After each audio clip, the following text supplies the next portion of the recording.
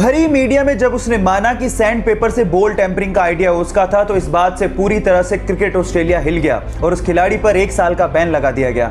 उस 1 साल में उसकी बहुत बदनामी हुई और उसे लगने लगा कि क्या वो कभी टेस्ट क्रिकेट खेल भी पाएगा, लेकिन क्रिकेट के लिए उसने अपने पैशन को कम नहीं होने दिया। फाइनली 2019 में इंग्लैंड के खिलाफ उसे एशेज खेलने का मौका मिला, लेकिन जैसे ही वो बैटिंग के लिए उतरा, वहां के लोगों ने उसे सैंड पेपर दिखाकर चीटर कहना शुरू कर दिया और रोते हुए मुखौटे लगाकर उसे चिढ़ाना शुरू कर दिया। लेकिन उसने आलोचकों को जवाब अपनी बैटिंग से दिया। उसने दोनों इनिंग्स में शतक ठोके और साथ ही साथ पूरी एशेज में 774 रन बनाकर यह साबित कर दिया कि चैंपियन गिरते जरूर हैं लेकिन डरते नहीं।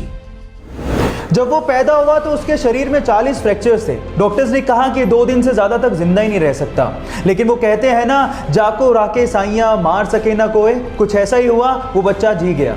फिर डॉक्टर्स ने फाइनली उसका इलाज शुरू किया, लेकिन पेरेंट्स को कहा कि प्लीज आप अगले 6 महीने तक इसको हाथ मत लगाइएगा, क्योंकि उसको हाथ लगाती उसकी हड्डियां टूटने लगती थी। फाइनली ये 15 साल का लड़का, जिसके शरीर में टोटल 140 फ्रैक्चर है, जिंदा दिली की मिसाल है। वो अमेरिका का एक फेमस रैपर और एक मोटिवेशनल स्पीकर भी है। Yes, I am talking about Sparsha, जिसने एमिनेम के गाने आई एम नॉट अफ्रेड को उससे भी तेज गाकर रिकॉर्ड बना दिया, जिसको यूट्यूब पर अभी तक 14 मिलियन से ज्यादा हार्ट्स मिल चुके हैं। गाइस, यहां सीखने लायक बात यह है कि हालात कैसे भी हो, आपको जिंदगी जीने का जज्बा होना चाहिए, तब आप कुछ भी कर सकते हो।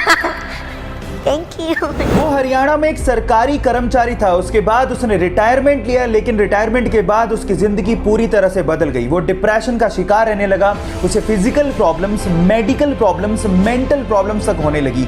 1.5 साल तक वो बेड पर ही पड़ा रहा और किसी के सहारे के बिना तो वो उठ भी नहीं सकता था। लेकिन उसके बाद उसने अपने दिमाग को समझाया, अपनी विल पावर को जगाया और आज वो बंदा 60 की उम्र में एक सीनियर एज रैंप मॉडल और एक एक्टर है।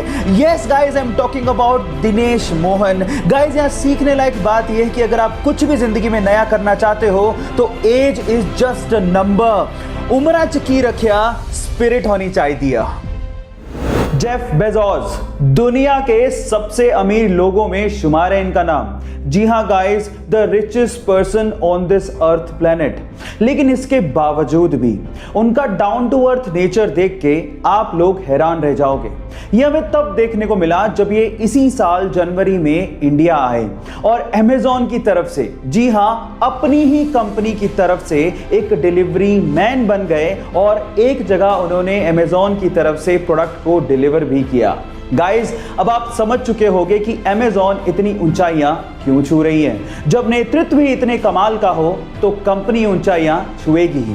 आपकी जानकारी के लिए मैं आपको बता देता हूं कि अमेज़न एक ऐसी कंपनी है जो कि कस्टमर सर्विसेज को बहुत ज्यादा तवज्जो देती है और कस्टमर्स को किंग मानती है। एक बार एक महिला अपने बच्चों के साथ एक ज्वेलरी शॉप पे जाती है और अपनी अंगुली से अंगूठी निकाल के सेल्समैन को देकर ये कहती है कि मुझे इसे बेचना है। तो सेल्समैन अंगूठी देखने के बाद उस महिला से पूछता है कि आप इसे क्यों बेचना चाहते हैं। तो महिला जवाब देती है कि इस वक्त मुझे पैसों की सख्त जरूरत है और अंगूठी बेचने के अलावा मेरे पास कोई चारा ही नहीं है। यह सुनकर सेल्समैन का दिल भर जाता है और उसके बाद जितने पैसों की जरूरत उस महिला को थी, वो सेल्समैन उसे वो पैसे देता है। लेकिन आंखों से आंसू तब आ जाते हैं जब वो सेल्समैन उस रिंग को भी उस महिला को लौटा देता है। आप इस वीडियो में उस महिला के रिएक्शन उसके बाद देख सकते हैं। गाइस, इसे देख के लगता है कि इंसानियत आज भी जिंदा है। आपको ये इंसानियत का पैगाम कैसा लगा, लोगों के साथ शेयर जरूर करिएगा।